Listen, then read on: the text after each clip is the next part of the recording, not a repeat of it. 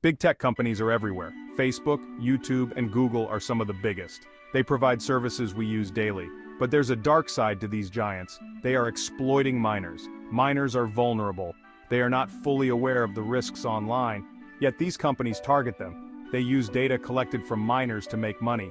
This is not just unethical, it's dangerous. The issue is not just about data, it's about how these companies manipulate young minds. They use algorithms to keep minors hooked. This can have serious effects on their mental health. Parents need to know about these dangers. We need to talk about this more. Big tech companies should be held accountable. This issue affects millions of children around the world. It's time to take a stand. Exploiting minors is serious. In many cases, it's a federal crime. When companies collect data from children without consent, it's illegal. The Children's Online Privacy Protection Act, or COPPA, is clear about this. Violating COPPA can lead to heavy fines. But it's not just about data. Manipulating minors can be seen as a form of abuse. It affects their mental and emotional well-being. This is something federal laws should protect against. Yet, big tech companies seem to get away with it. Imagine if a small company did this. They would face severe penalties. The law should be the same for everyone. But big tech seems to play by different rules. This is a double standard that needs to be addressed. We need to recognize these actions for what they are. Exploiting minors should never be acceptable. It's time for federal authorities to take stronger action.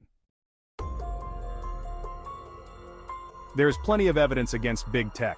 Facebook has been caught collecting data from minors. They use this data for targeted ads. This is not just invasive, it's illegal.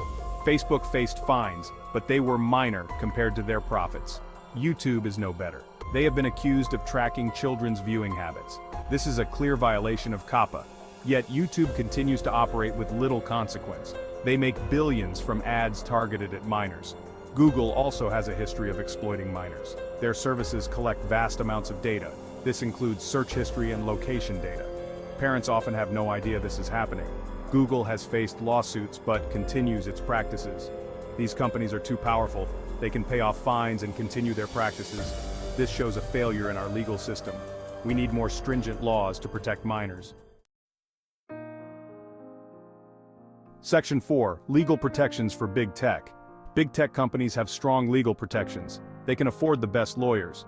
They also have influence over politicians. This makes it hard to hold them accountable.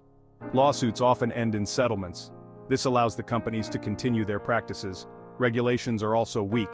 COPPA was created to protect children, but it's outdated. The digital landscape has changed. Big tech companies find loopholes to exploit. This shows the need for updated laws. The government seems reluctant to act. This could be due to the influence of big tech. These companies contribute to political campaigns. They have lobbyists who work to protect their interests. This creates a conflict of interest. It's a complex issue. Big tech companies have too much power. They can operate above the law.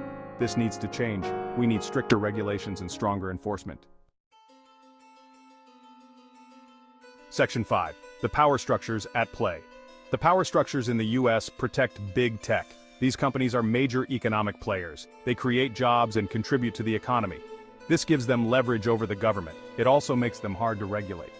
Lobbying is a big part of this. Big tech spends millions on lobbying efforts. They have teams dedicated to influencing policy. This ensures that laws favor them. It also makes it hard for new regulations to pass. Another factor is public perception. Many people rely on these services. They see the benefits but not the risks. This makes it hard to rally public support for stricter regulations. Big tech companies use this to their advantage. We need to understand these power dynamics. Big tech companies are not just service providers. They are powerful entities that shape policy. This needs to be addressed for real change to happen.